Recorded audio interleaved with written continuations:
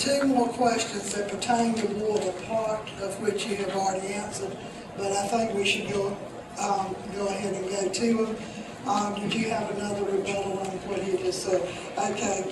Ms. Handler, you're first this time. Will you support interbasin transfers to facilitate water supplies throughout the state of Georgia? I have already said that interbasin transfers are not the way to go.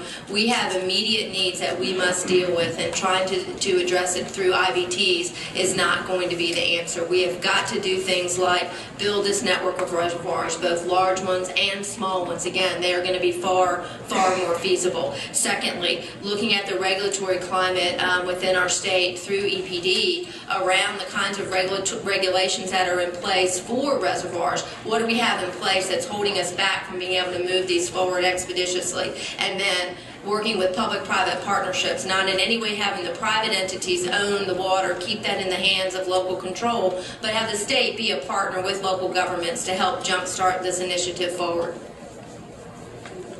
Congressman Deal? I certainly don't support any wholesale transfers from one water basin to another, but let me tell you, you got to have common sense about everything. Your county has two basins that you touch into.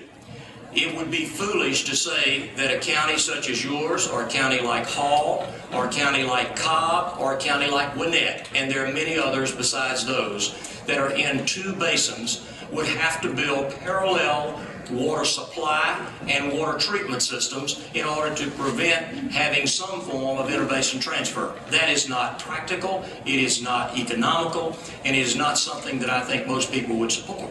We're not going to put a pipe in the Tennessee River and send water to Atlanta, and heaven help us, whoever that Boston consultant was, whose number one suggestion was that we put a pipe in Lake Burton and supply it to Atlanta. I don't know where they got those folks from. I guess Boston is probably where they came from. That doesn't make any sense either. So we have to have some common sense, and I think you know I bring common sense to the job.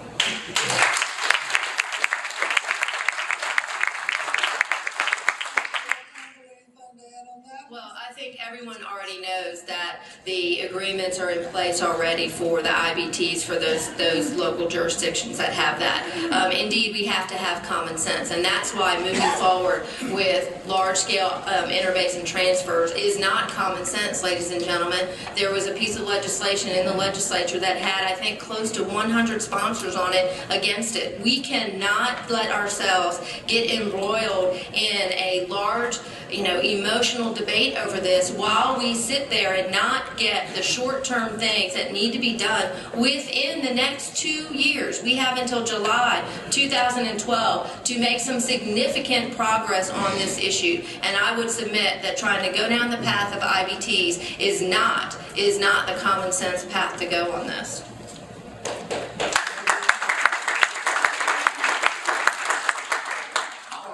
From the Boston consulting firm. I want to use that money to start building some reservoirs in our state. That's the way we're going to solve our problem.